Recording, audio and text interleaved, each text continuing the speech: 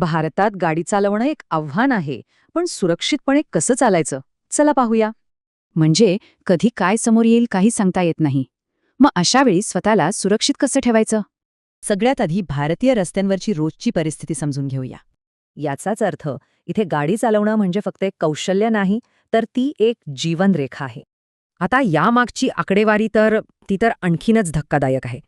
बघा, भारतात जगातली फक्त 1% वाहनं आहेत, पण अपघाती मृत्यूंपैकी 10% इथेच होतात.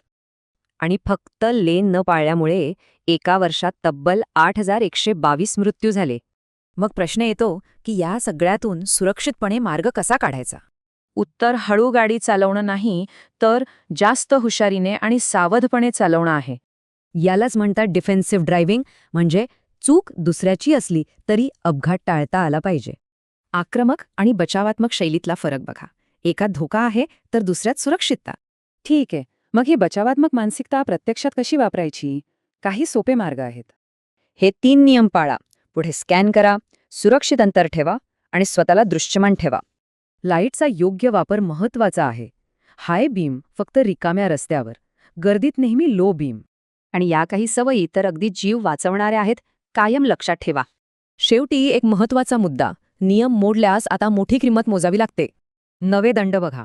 हेल्मेट नसण्यापासून ते लायसन्स नसण्यापर्यंत दंड खूप वाढले आहेत.